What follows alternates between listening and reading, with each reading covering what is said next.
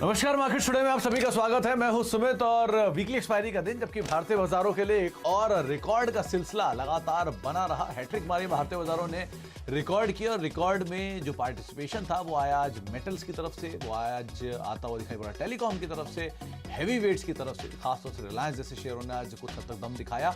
लेकिन आज थोड़ी सी प्रॉफिट टेकिंग रही बैंकिंग की तरफ। आज मिड कैप स्मॉल कैप फिर से पार्टिसिपेट नहीं करते हुए दिखाई पड़े, वहां पर भी प्रेशर रहा। लेकिन छोटे छोटे सब सेक्टर्स के अंदर थोड़ा बहुत कामकाज था, जैसे इंफ्रा, कंजम्पशन, पेपर, ये कुछ ऐसे नाम थे जहां पर कुछ हद तक खरीदारी बनते हुए दिखाई पड़ी। लेकिन आज की इस तेजी के बाद और रिकॉर्ड स्तरों पर बाजार के पहुंचने के बाद अब आपकी रणनीति क्या हो, आज हम जानेंगे। प्रकाश गावा से हमारे साथ मौजूद होंगे कुछ ही देर में और उनसे हम चर्चा करेंगे मार्केट्स को लेकर भी। लेकिन उससे पहले कुछ आंकड़े आपकी स्क्रीन पर आते हुए दिखाई पड़ेंगे, खासतौर से निफ्टी की रेंज किस तरह की थी और आज एडवांस क्लाइंट के आंकड़े कैसे बनते हुए दिखाई पड़े। रेंज के लिहाज से देखिए तो आज निफ्टी के केस में रेंज थोड़ी बेटर साइड पे ही आपको दिखाई पड़ेगी। 139 अंकों की रेंज निफ्टी बनी कि खुला बाजार तेज नहीं था, फ्लैट था, गिरा, लाल निशान में आया, लोअर लेवल से स्ट्रॉन्ग रिकवरी और 140 अंकों के आसपास की रिकवरी के बाद डे हाई के आसपास जाके बंद हुआ।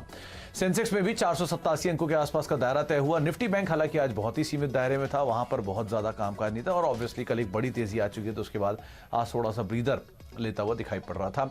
इसके अलावा आप एडवांस क्लाइंट के आंकड़ों पर नजर डालेंगे तो कुछ मिले जुले से ही आंकड़े आपको दिखेंगे। निफ्टी की तरफ 26 शेयर जो कि तेजी में 24 शेयरों में बिकवाली, सेंसेक्स के 14 शेयर तेजी में 16 शेयरों में बिकवाली, निफ्टी बैंक के 4 शेयर तेजी में 8 शेयरों में बिकवाली। लेकिन ब्रॉडर साइड पे अगर आप नजर डालेंगे तो डिक्लाइन थोड़ा ज्यादा प्रिवेल करता हुआ दिखाई पड़ेगा। डेरिवेटिव साइड पर रफली 76 ऐसे शेयर थे जहां पर तेजी थी, 86 शेयरों में बिकवाली थी। एनएससी के 645 शेयरों में तेजी और दोगुने से ज्यादा शेयरों में बिकवाली। ये इंडिकेट करता है कि मिड कैप के अंदर आज दबाव था। और बीएससी के भी 1197 शेयरों में तेजी और दोगुने के आसपास करीब 2031 शेयरों में बिकवाली। ये भी इंडिकेट करता है कि स्मॉल कैप के अंदर भी दबाव था। तो ब्रॉडर मार्केट में बिकवाली थी, फ्रंटलाइन इंडेक्स में खरीदारी देखने को मिली थी। फ्रंटलाइन में खरीदारी थी कहां पर, रिलायंस आपकी स्क्रीन पर है, 27 अंकों का कॉन्ट्रीब्यूशन इसकी तरफ से, 23 अंकों का कॉन्ट्रीब्यूशन दिया एचडीएफसी बैंक ने। तो दो हैवी वेट मिलकर ही कहीं 50 अंकों का कॉन्ट्रीब्यूशन निफ्टी की तेजी में दे रहे थे। आईटीसी और भारती बड़े लंबे अंतराल के बाद ये दोनों वापस ड्राइविंग सीट पर आए और रफली 40 अंकों का कंट्रीब्यूशन इनकी तरफ से आता हुआ दिखाई पड़ा। तो चार हैवी वेट मिलाकर कहीं आपको 90 अंकों की तेजी का कंट्रीब्यूशन दे रहे थे। सामने एसबीआई और आईसीआईसीआई नेगेटिव कंट्रीब्यूशन 27 अंकों का। तो कुल मिला के बाजार की तेजी में ये चार ही मेजरली भागीदार दिखाई पड़ रहे थे। अच्छा, आज टर्नओवर वाइज आपकी स्क्रीन पर एक आंकड़ा आता हुआ दिखाई पड़ेगा। सबसे बेहतरीन आंकड़े कहां पर हो रहे थे, तो टर्नओवर आज आपको मार्केट्स में दिखाई पड़ेगा इंडेक्स के हैवी वेट स्टॉक्स के अंदर, जहां पर अच्छा वॉल्यूम आज होता हुआ दिखाई पड़ा। मिसाल के तौर पे आप नजर डालेंगे तो एसबीआई जैसा नाम जो कि आज अच्छे वॉल्यूम के साथ, एयरटेल सबसे ज्यादा 4200-4300 करोड़ रुपए के आसपास का कामकाज यहां होता हुआ दिखाई पड़ा। पॉजिटिव न्यूज और करीब करीब 10-12 साल के हायर लेवल्स पर ये शेयर कामकाज कर रहा है। टाटा स्टील 2300 करोड़ 2100 करोड़ रुपए के आसपास का कामकाज और एचडीएफसी बैंक करीब 1400 करोड़ का कामकाज। तो ये टॉप गेनर और लूजर जो आज मार्केट्स में रहे हैं उनकी तरफ से किस तरह का वॉल्यूम वो आपकी स्क्रीन पर दिखाई पड़ रहा होगा। चलिए अब बातचीत करते हैं प्रकाश गावा से, हमारे साथ आज मौजूद भी हैं। प्रकाश सर नमस्कार, स्वागत है कार्यक्रम में। मार्केट्स ऑल टाइम हाई पर है, निफ्टी ऑल टाइम हाई पर है और निफ्टी बैंक जो कि कल की तेजी के बाद थोड़ा कंसोलिडेट कर रहा है। मिड कैप स्मॉल कैप में आज एक्शन नहीं था। अब क्या करा जाए मार्केट्स में, एटलीस्ट फ्रंट लाइन पे किस तरह की रणनीति रखें? Well, good evening to you Sumit. सबसे पहले तो आपको जन्मदिन की बहुत बहुत हार्दिक शुभकामनाएं। May God give you good health. Thank you sir, thanks you will manage, rest you will manage and you are taking care of your health. I know that, इतने टफ आदमी हैं आप जी। Thank you. अच्छा, निफ्टी का जो target है 16,000। Thanks a lot. Nifty का जो टारगेट है 16,388 है। ये जब हुआ था, कंसोलिडेशन हुआ था, उस कंसोलिडेशन के ब्रेकआउट के बाद हमने कहा था कि इसका टारगेट 16,388 है। मुझे लगता है वहां तक तो चला जाएगा, लेकिन वहां पर रुकने वाला नहीं। मुझे अब स्टिल इंटैक्ट लगता है। हाँ, इतनी दौड़ के बाद आज लगा है कि शायद थोड़ी सुस्ती है। ये सुस्ती नहीं है, लेकिन अब भी स्ट्रेंथ है। तो निफ्टी का तो मैं कहूंगा एक जो दायरा है लोअर लेवल्स पे 16,200 का है। जब तक ये बरकरार है बस टेक अप।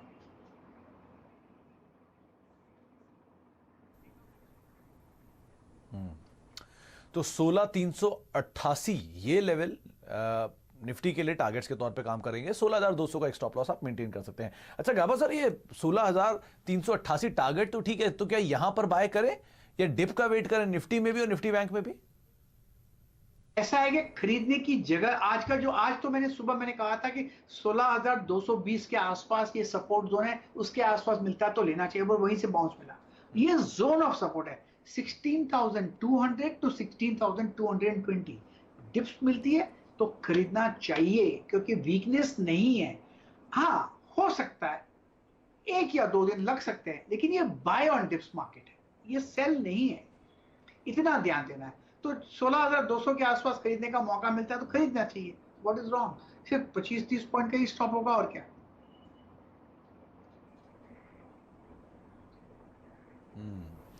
अच्छा, और निफ्टी बैंक को लेकर क्या किया जाए? वेल, निफ्टी बैंक का मैं कहूंगा 35,500 का ये स्ट्रॉन्ग सपोर्ट जोन है। 35,650, 500 और 600 बीच में ये सपोर्ट जोन है, ये बफर जोन है, ये तो संभाल के रखेगा और यहां पर खरीद सकते हैं। जो भी डिप मिलती है खरीद सकते हैं। एक जगह ये खरीदने की है, दूसरी जगह कहां खरीदने की है? जब ये 36,000 पार कर ले, ये दूसरी जगह बन जाती है कंफर्मेशन की। यस, मैं तो ऊपर जा रहा हूं, जिसको आना है आ जाओ, राइट द ट्रेंड। वहां पर एक सेकंड जगह बन जाती है। तो एक तो रहा 35,500 के आसपास और दूसरा होता है 36,000 पार कर ले। यहां पर भी ट्रेंड इंटैक्ट है, कहीं पर भी कॉम्प्रोमाइज नहीं हुआ।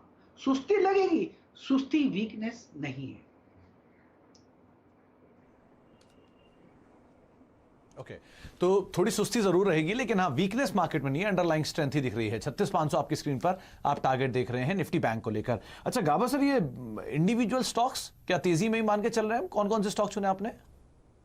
मैंने 2 स्टॉक चुने हैं आज के दिन। मुझे लगता है कल के लिए जो चलना चाहिए, एक तो है ब्रिटानिया। ब्रिटानिया का जो बेसिक मूव पॉजिटिव है, एक अप मूव मिला है और इसका जो स्ट्रॉन्ग सपोर्ट जोन ब्रिटानिया का है करीब 3,550 के करीब है। 3,580 का एक स्टॉप लगा सकते हैं ब्रिटानिया में। ऑन द अपसाइड टारगेट करीब 3,650, 3,700 आते दिनों में देखेंगे। तो सेफ्टी मार्जिन हाई है, अप मूव ऑन है, अब पॉज हुआ है, लेकिन यस अप मूव ऑन है। दूसरा स्टॉक जो मैंने चुना है JSW स्टील। वेल, यहां पर भी कह सकते हैं JSW स्टील में बहुत बढ़िया अप मूव मिला, फिर एक कंसोलिडेशन मिला करीब 5 दिन का और आज का मूव काफी एनकरेजिंग है JSW स्टील में। इसका जो टारगेट है 780 का है, मुझे लगता है वहां तक जरूर चला जाएगा। स्टॉप होगा 750 JSW स्टील। तो 780 डे हाई पर JSW स्टील बंद हुआ और 780 के टारगेट्स अब प्रकाश सर को दिख रहे हैं। और दूसरा ब्रिटानिया, यहां पर भी डे हाई पर क्लोजिंग दी और यहां पर भी जो तेजी की तरफ टारगेट्स रहेंगे वो करीब करीब 3650 के आसपास के आप देख सकते हैं। अच्छा प्रकाश सर, आज 2 सबसे अहम स्टॉक जिनके बारे में सब सुनना चाहते हैं, पहला नाम है भारती एयरटेल और दूसरा नाम है ITC। ये दोनों चले हैं, ये चलेंगे आगे भी या अभी यहीं रुक जाएंगे? नहीं, भारतीय एयरटेल का जो बेसिक चार्ट स्ट्रक्चर वो तो बढ़िया है, कहीं पर वीकनेस तो है नहीं। हाँ, एक बहुत अच्छा आपको मिला। इनफैक्ट सुबह मैंने आइडेंटिफाई किया भी था इसको, भारती को। बहुत अच्छा आपको मिला। 600 मैंने पिछले दिनों दिया था टारगेट करीब 600 का, वो तो अचीव हो चुका। आज तो 620 भी देख लिया हमने। वीकनेस नहीं है, स्ट्रॉन्ग है। हाँ, इतनी दौड़ के बाद हो सकता है साइडवेज मूव मिले, लेकिन भारती मैं कह सकता हूँ लॉन्ग टर्म के हिसाब से बहुत ही स्ट्रॉन्ग सपोर्ट जोन है करीब 560 580 के आसपास। तो मुझे लगता है भारती अब तक ठीक ही नजर आता है। अब फिर भी एक अप मूव मिल सकता है, 620 का एक जोन यहाँ पर देखने को मिल सकता है इस भारती में। और दूसरा बात, आपने ITC की बात की। पर ITC का बहुत ही बढ़िया अप मूव है। कंसोलिडेशन देखें हायर टाइम फ्रेम बेसिस पर तो 200 और 215 के आसपास है। अब यहाँ पर ट्रेंड स्टिल इंटैक्ट है। काफी लोग बोलते हैं कि ITC कब जाएगा ऊपर। मैं तो कहता हूँ ये बाय मोड पर है, 1-2 दिन साइडवेज आता है, कोई बात नहीं। मुझे ITC का टारगेट 220 का नजर आता है। ये तो शॉर्ट टर्म में है, एक बार 220 चला गया तो 225 भी आ जाएगा। हाँ, ITC का स्टॉप 210 करके लगाकर चलें तो ये ट्रेडिंग बेट भी बनता है। लेकिन ITC थोड़ा मीडियम टर्म के हिसाब से देखेंगे तो 240 का भी टारगेट मिलेगा आपको।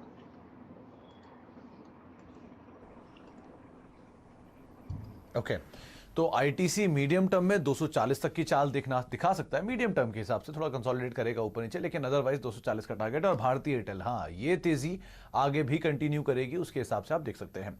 अच्छा गावा सर, आपने ये JSW स्टील को चुना मेटल साइड से। आज मेटल में लेकिन जोरदार तेजी थी। सेल, एनएमडीसी, जेएसपीएल, नाल्को, सब में ही आज एक अच्छा मूव आता हुआ दिखाई पड़ रहा था। अगर कोई मिड कैप के दो नाम चुनने हो मेटल में, तो वो कौन से होंगे? पर जेएसपीएल अच्छा लगता है मुझे। वह जेएसपीएल का जो देखा जाए चार्ट तो बढ़िया है। 3-4 दिन का एक कंसोलिडेशन था, फिर एक फ्रेश अपमूव आज शुरू हुआ। तो जेएसपीएल मुझे लगता है कि 436 तक जाना चाहिए, पॉसिबल है जेएसडब्ल्यू स्टील जाना चाहिए, और शायद 414 एक स्टॉप लॉस रहेगा। तो अपमूव ऑन है यहाँ पर जेएसपीएल में। और रही बात मैं कहूँगा सेल दूसरा एक स्टॉक है। यस, सेल पर भी ध्यान देना चाहिए। सेल का जो चार्ट स्ट्रक्चर बढ़िया है, साइडवेज मूव मिला 3 दिन का, फिर एक अप मूव मिला है सेल का। मुझे इसका टारगेट करीब 150 के करीब नजर आता है। मेरे ख्याल से वहां तक जाना चाहिए, और स्टॉप होगा करीब सेल का 140 का। तो सेल में अप मूव है। यस, मेटल पर आपने सही बताया, परफेक्टली क्लियर, गुड। तो सेल 150 रुपए के टारगेट के लिए आप इसे देखिए। और दूसरा नाम जेएसपीएल, पहले गाबा सर ने दिया जेएसडब्ल्यू स्टील, और अगर आप दूसरे दोस्त नाम चाहते हैं तो जेएसपीएल और सेल आपकी स्क्रीन पर, आप इनको भी तेजी में देख सकते हैं। अच्छा गाबा सर, दो नाम और देखिए। एक है चोलामंडलम फाइनेंस, आज मिड कैप के गेनर्स में शुमार था, एफ&ओ गेनर्स में भी यहाँ पर कामकाज होता हुआ दिखाई पड़ा। और टेक महिंद्रा एक लंबे अंतराल के बाद यहाँ पर वापस बाइंग आनी शुरू हुई है। आईटी की बाइंग में आज आउट परफॉर्मेंस यहाँ से आ रही थी। क्या करें इन दोनों में? टेक महिंद्रा और दूसरा कौन सा बताया आपने? चोला फाइनेंस। चोलामंडलम चोला फाइनेंस का जो चार्ट है बहुत ही बढ़िया है। सॉरी, चोला फाइनेंस का चार्ट बहुत ही बढ़िया है। इसका एक बहुत बढ़िया अपमूव मिला था, फिर 2 दिन का एक पॉज मिला चोला में, फिर एक आज का अपमूव बढ़िया है। मुझे लगता है चोला फाइनेंस काफी हद तक 560 तक जा सकता है। बहुत बढ़िया अपमूव है, और स्टॉप होगा करीब 520 का। सेफ बेट है, अपमूव मिला है। अगर कल डिप मिल जाती है अर्ली मॉर्निंग में सेशन, तो मेरे ख्याल से एक मौका रहेगा खरीदने का। रही बात टेक महिंद्रा का, आज बल्ले बल्ले थी आईटी पैक की, ये तो कह सकते हैं, और टेक महिंद्रा ने भी साथ जरूर दिया। टेक महिंद्रा का चार्ट बढ़िया है। ऑन द अपसाइड जो टारगेट है करीब 1280 के है, स्टॉप होगा 1220 का। तो टेक महिंद्रा में लगता है कि एक अपमूव है, ध्यान देना चाहिए ऑन द लॉन्ग साइड। और यस, टेक महिंद्रा अच्छा रहेगा, सेफ बैट रहेगा।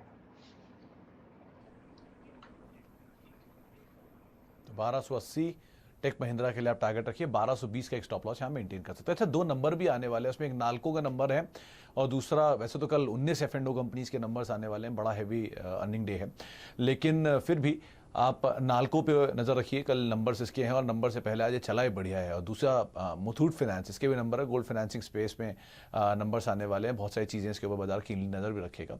लेकिन गाबा सर, नाल्को डे हाई पर ये भी बंद हुआ, मेटल में वैसे भी तेजी है, टेल विंड का भी सपोर्ट है, और अर्निंग्स भी आने वाले हैं, तो उसका भी एक सपोर्ट रहा। 96-97 के स्तरों पर पहुंच गया, और एक लंबे अंतराल के बाद ये लेवल्स पर वापस रिज्यूम कर रहा है।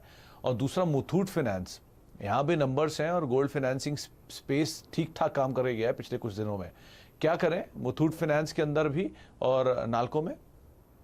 नाल्को का नेशनल एवेन्यू का चार्ट मुझे बढ़िया लगता है। इनफैक्ट एक अपमूव था, और अपमूव के बाद 3-4 दिन का एक कंसोलिडेशन हुआ, और आज एक अपमूव अच्छा मिला है। 94 का स्टॉप लगाना चले तो लगता है कि 100 को टच करने की कोशिश कर रहा है। अब 9650 पे ट्रेड कर रहा है, और शायद 100 भी पार कर ले, लेकिन 100 की तरफ जरूर जा रहा है। रही बात मुथूट फाइनेंस की, ये चार्ट तो बढ़िया लगता है मुझे लगता है मुथूट फाइनेंस का एक साइडवेज जोन पर है, लेकिन चार्ट बढ़िया है। हो सकता है थोड़ा डिप मिले तो शायद 1550 रहेगा, वहां पर शायद सपोर्ट मिले। अगर मुझे सिर्फ एक चुनना पड़े मुथूट में और नेशनल एल्यूमिनियम में, एक चॉइस हो, तो मैं डेफिनेटली नेशनल एल्यूमिनियम पे जाऊंगा।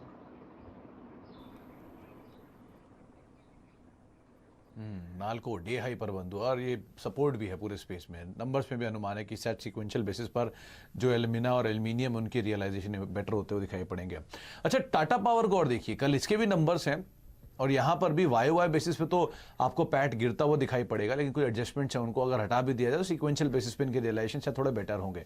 टाटा पावर के केस में एक बड़ा रनअप दिखाने के बाद गावा सर ये इवेंट आ रहा है, तो मान के चलें अगर ये इवेंट में कुछ भी ऑड आता है तो डिक्लाइन होगा, या फिर अभी भी यहाँ पे चार्ट इंटैक्ट है? मुझे चार्ट इंटैक्ट नजर आता है इनका। इनफैक्ट टाटा पावर का और नेशनल एल्यूमिनियम का जो चार्ट देखें तो लगता है भाई भाई है। और मुझे लगता है चाहे नंबर्स कुछ भी हो, मुझे फर्क नहीं पड़ता। अपमूव ऑन है टाटा पावर में, और मुझे लगता है 132 का कोई स्टॉप लगाकर चले, ऑन द अपसाइड करीब 140 का टारगेट है अप मूव, मोमेंटम है, चार्ट पैटर्न भी सही है, करेक्शन की जरूरत थी, आना था वो भी आ गया, उसके बाद एक फ्रेश अप मूव शुरू हुआ है। अब नंबर्स आए जो आना है आने दो, 132 का स्टॉप लगाना चाहिए। अब मेरे ख्याल से सेफ्टी मार्जिन हाई है Tata power on the long side. तो सेफ्टी मार्जिन यहाँ बेटर है। 132 का स्टॉप लॉस आप हमेशा ध्यान रखें और उसके साथ साथ तेजी में ही अपनी पोजीशन रखें। अच्छा गाबा साहब, हमने रिलायंस की बात नहीं करी। आज इंडेक्स के मेजर कंट्रीब्यूशन में इसका नाम शुमार था, सबसे ज्यादा कंट्रीब्यूशन इधर ही से आता हुआ दिखाई पड़ा और 1.5% के आसपास की बढ़त भी रही। लार्जली आज मार्केट को सपोर्ट कर रहा था रिलायंस, हैवी वेट होने की वजह से। क्या किया जाए, ये आगे भी सपोर्ट रहेगा रिलायंस का? देखिए, रिलायंस को देखना चाहिए from a larger term time perspective. ये स्टॉक मैंने कल बीटीएसटी तौर पर करीब 2:30 बजे, मैंने 3 बजे ये दिया था, रिलायंस रेकमेंड किया था और अच्छा अपमूव मिला भी है रिलायंस, और मुझे अब भी इसमें अपमूव काफी हद तक गुंजाइश है। पहला टारगेट रहेगा 2200 का, लेकिन इस स्टॉक को स्लाइटली लॉन्गर टर्म पर्सपेक्टिव देखें तो ये अब तक बाय मोड पर है, साइडवेज मूव पर है, लेकिन जो उसका बायस है अप है, डाउन नहीं है। तो मुझे Reliance from a slightly longer term perspective बढ़िया लगता है। हाँ, शॉर्ट टर्म में करीब 2200 का जोन देख सकते हैं और स्टॉप होगा करीब 2100 का, 2110 का लगाकर चल सकते हैं, प्योरली ट्रेडिंग बैट, लेकिन अदरवाइज स्टॉप बढ़िया है, बुरा नहीं है। इनफैक्ट मैंने सुना अभी ज्यादा इनका जियो का रिवीजन आ जाएगा फिर तो दौड़ेगा, आता है नहीं आता मुझे पता नहीं, लेकिन लगता है कि यहाँ पर पॉजिटिव इंपैक्ट होना चाहिए।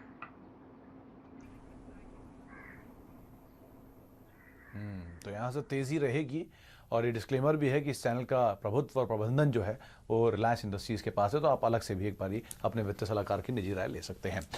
चलिए, इसी के साथ एक ब्रेक का वक्त है, ब्रेक के बाद लौटेंगे। यतिन हमारे साथ मौजूद हैं, उनसे भी हम चर्चा करेंगे ही, और साथ ही साथ प्रकाश सर तो मौजूद हैं, उनसे भी हम आगे बातचीत करते रहेंगे छोटे से ब्रेक के बाद।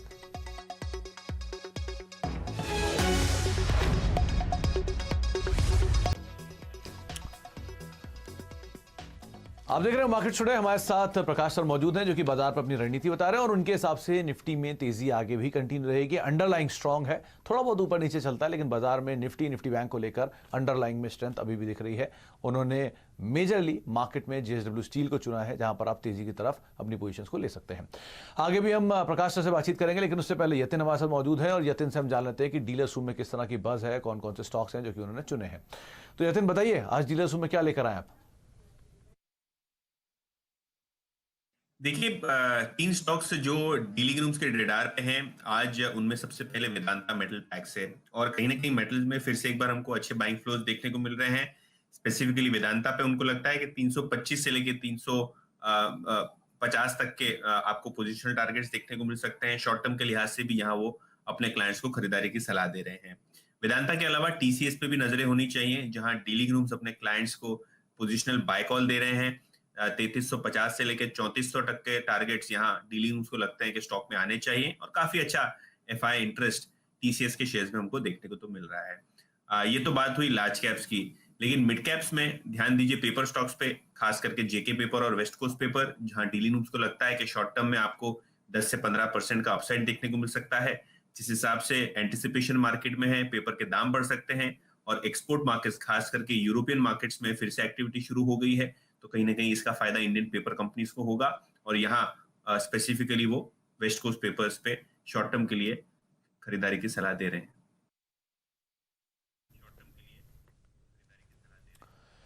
तो पेपर स्पेस में आप वेस्ट कोस्ट पेपर पे नजर रखिए, अगर पूरे पेपर पे नजर रखिए। आज एक अच्छी तेजी थी जेके पेपर में, वेस्ट कोस्ट पेपर में, ओरिएंटल पेपर में और रामा पेपर जैसी कंपनीज के अंदर भी, और साथ साथ मेटल से वेदांता, और मेटल स्पेस में से पहले भी नाम हमने जिन्होंने चर्चा की उसमें जेएसडब्ल्यू स्टील, जीएसपीएल जैसे नाम भी यहाँ पर तेजी देखी जा सकती है, और साथ साथ टीसीएस पे भी राय रखी है यतिन ने। बहुत बहुत शुक्रिया गाबा सर आपका हमारे साथ मौजूद रहने के लिए, बाजार पर बातचीत करने के लिए, और यतिन आपका भी बहुत बहुत शुक्रिया हमारे साथ मौजूद रहने के लिए, सभी शेयरों पर अपनी राय रखने के लिए। एक एक करके आपकी स्क्रीन पर आप रणनीति देखेंगे जो हमने बातचीत की पिछले आधे घंटे में। गाबा सर ने बाजार में तेजी की ही बात की है, आप निफ्टी बैंक दोनों में ही तेजी देख सकते हैं, और उनको लगता है कि आने वाले समय में निफ्टी के लिए जो टारगेट्स रहेंगे वो करीब करीब 16,300 प्लस के टारगेट्स यहाँ पे आते हुए दिखाई पड़ेंगे। 16,388 टू बी वेरी प्रिसाइज आप टारगेट देख सकते हैं निफ्टी के लिए। अच्छा, सेंसेक्स को लेकर जो निफ्टी बैंक में जो टारगेट है 36,500 के आसपास के हैं, वहां पर आप तेजी देख सकते हैं। इसके अलावा ब्रिटानिया, उनकी एक कॉल 3650 के टारगेट्स के लिए आप वहां पे खरीदारी करें। जेएसडब्ल्यू स्टील दूसरा नाम 780 के टारगेट्स के लिए आप यहां पर भी खरीदारी करके चल सकते हैं। इसके अलावा आप भारती में तेजी देख सकते हैं, रफली 620 तक की चाल देखने को मिल सकती है। आईटीसी में 220 के आसपास तक के लेवल, पोजीशनिंग 240 तक की चाल भी यहां पर देखने को मिल सकती है। इसके अलावा जेएसपीएल, टाटा पावर, दो और ऐसे नाम जो कि गावस्कर को पसंद है। 436 के टारगेट्स के लिए आप जेएसपीएल को देखिए और टाटा पावर में करीब करीब 140 रुपए के टारगेट्स के लिए खरीदारी कर सकते हैं। सेल मेटल से एक और बेटर नाम 150 रुपए के टारगेट्स के लिए आप यहां पे खरीदारी करें और उसके अलावा चोलामंडलम फाइनेंस 560 रुपए के टारगेट्स के लिए आप यहां पर भी तेजी लेकर चल सकते हैं। तो मेजरली मार्केट्स के अंदर अंडरलाइंग स्ट्रांग है, मेटल परफॉर्म कर रहा है, एनबीएफसी परफॉर्म कर रहा है, आप वहां पर अपनी रणनीति बना सकते हैं और शायद रिलायंस की तरफ से भी सपोर्ट आता हुआ दिखाई पड़े।